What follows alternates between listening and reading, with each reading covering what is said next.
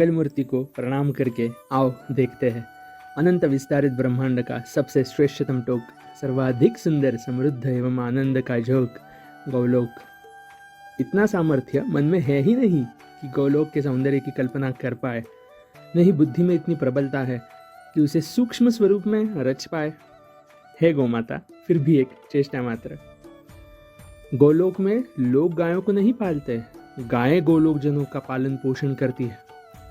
राधा कृष्ण की परम भक्ति जिन्हें प्राप्त हो जाती है, वही अनंत काल तक गोलोक के निवासी बन जाते हैं।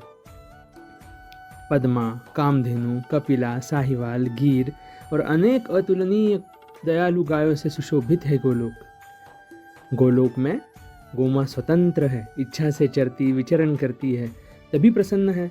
प्रसन्न होने के कारण वो भूमि के गर्भ से पानी भूमि तल तक खींच लाती है, भूमि को सहज उपजाऊ बनाती है। गो बहुत विवेकवान एवं करुणामयी है। गोजनों के स्वास्थ्य को नेत्रों से परख कर गो ढूंढकर ठीक वही वनस्पति चर के आती है जिससे वो दुग्ध में उतार कर लाभ प्रदान कर सके। यहाँ खेत की भूमि बैल के हल चलाने से जी उठती है, भूमि स्वयं को बैलों के त्यागे मलमूत्र से सींचती है, और यही कारण है कि गोलोक की धरती सोना, हीरे, मोती समान फल देती है। गौ के पीठ में सूर्य केतु नाड़ी होती है, सूर्य किरणों को आत्मसात कर उसे स्वर्ण में रूपांतरित करती है। ये स्वर्ण दूध या गोमूत्र के पान से शरीर में जाता है और गोमय से खेतों में जाता है। गाय के सिंग अनन्य हैं। ब्रह्मांड की अनंत ऊर्जा को गाय अपने सिंगों से खींचकर उसे दिव्य गव्यों में उतारती है। सारा ब्रह्मांड जानता है गाय की दाई आंख में सूर्य और बाई आंख में चंद्र है। गोलोक जन बाई आंख में नियमित रूप से देखकर किसी भी प्रकार के मानसिक तनाव को गोलोक में आने ही नहीं देते। गो का दूध प्रेम का अमृत है, दही शक्ति है, माखन आत्मबल है, घृत प्राण है। तभी तो गोलोक के जन असामान्य आत्मबल, बाहुबल एवं प्रेम संस्कार से युक्त है। गौ के दुग्ध से निर्मित मिष्ठान्न, खीरपान समस्त ब्रह्मांड में मिल ही नहीं सकता। देवता भी उस खीरपान को चखने के लिए तरसते हैं। यदि कृष्ण तक पहुंचना है तो गौ ही माध्यम है, क्योंकि श्री कृष्ण सदा ही गायों के मध्य मिलेंगे। मथुरा से गोकुल, गोकुल से वृंदावन, वृंदावन से द्वारिका, अपनी जीवन यात्रा में श्री कृष्ण ने अनेक प्रियजनों को पीछे छोड़ दिया, किंतु गोमाता और उनके गव्यों का साथ उन्होंने कभी नहीं त्यागा। श्री कृष्ण जहां जहां रहे उन्होंने वहां वहां गोलोक बना दिया। किंतु विदेशी आक्रांताओं ने भारत को स्वतंत्रता मिलने के पश्चात भी सदियों तक भारत को गुलाम, निर्धन, स्वास्थ्यहीन रखने की योजना ब्रिटिश पार्लियामेंट में आज से 200 वर्ष पूर्व एक बिल पास करके बनाई थी।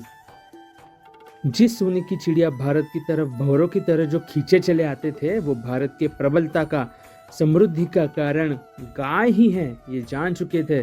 उन्होंने गाय काटने का, गोवंश के विनाश का बिल पास करवाया। ऊंट, घोड़ा और सुअर के मिश्रण से गाय जैसे दिखने वाले जर्सी नामक तुच्छ प्राणी के साथ गौ का संकर किया गया। धारण कर सके उससे अधिक भार के जर्सी के वीर्य बीज से गर्भाधान कराया गया। गोवंश को दशकों मलिन किया गया। संकर के साथ साथ शुद्ध नस्ल के गोवंश को प्रतिदिन हजारों की संख्या में एक एक कत्लखानों में काटा जाने लगा। कृषि प्रधान ही नहीं, कृषि से समृद्ध देश में बैलों को मारा गया। ट्रैक्टरों का किसानों को कर्जा देकर प्रचार किया गया। गोखाद लुप्त होता गया। यूरिया डालकर भूमि पर अत्याचार किया गया। परिणाम रूप में गोवंश और किसान की दूरी बढ़ गई। भूमि से पानी गया। हल के जाने से बैल, किसान और भूमि का स्वास्थ्य तक चला गया। मलिनता की सीमा का प्रमाण यह है कि आज जर्सी का दूध और घी बाजार में खुले आम सरकार की मान्यता से गाय के दूध के नाम से बेचा जा रहा है, और हम सब अनभिज्ञ हैं। दूध अधिक मिलने के कारण लोग भैंस को पालने लगे, जर्सी का दूध पीने लगे, उनके गव्यों को पाने लगे। विवेक क्षीण होता गया। ये भान भी नहीं रहा कि पौरुषत्व और चेतना का पतन इस स्तर पर हो गया कि न तो इस भयावह षड्यंत्र को समझ पाए, न ही उसका आज तक एकत्रित रूप से विरोध कर पाए। हर भारतीय जानता है कोई यज्ञ, अनुष्ठान, शुभ संस्कार, पूजा गौ के गव्यों के बिना नहीं होती। फिर भी गौ आज भारत में केवल एक पशु है। लीलाधारी गौ के गले में शिवजी का वास है। चरते हुए कोई भी विषारी पदार्थ अगर गौ खा भी ले तो उसे गले में ही रोक लेती है, किंतु किसी भी गव्य में उतरने नहीं देती। और ये करुणामयी गौ आज सड़क पर कचरे में अन्न खुजती हुई सबको दिखती है। भारत स्वतंत्र होने के बाद न जाने कितने प्रधानमंत्री आए और चले गए, किंतु भारत में आज भी गौ माँ कई राज्यों में कहीं संवैधानिक अधिकार से तो कहीं गुप्त रूप से हजारों की संख्या में तड़प तड़प कर कट रही है और कटती रहेंगी जब तक मनुष्य चेतनाहीन रहेगा और पुरुषत्व खोए रहेगा। गोवंश हमारी नींव है। नींव ही अगर कच्ची हो तो समृद्ध से समृद्ध भवन गिरने देर नहीं लगती। हम पीतल की चमक को स्वर्ण मान चुके हैं। विडंबना तो यह है जो संकल्प शक्ति मन में उभार सके, उन्हीं गायों के गव्यों से दूरी कर रखी है हमने। कहां से, किस बल से गौ मां के पक्ष में खड़े हो पाएंगे हम? गौशाला जाकर दान देना, गुड़ रोटी पवाना हितकर है, अवश्य पुण्य होता होगा, किंतु आज का गौ के प्रति हमारा धर्म सिर्फ उतना ही नहीं।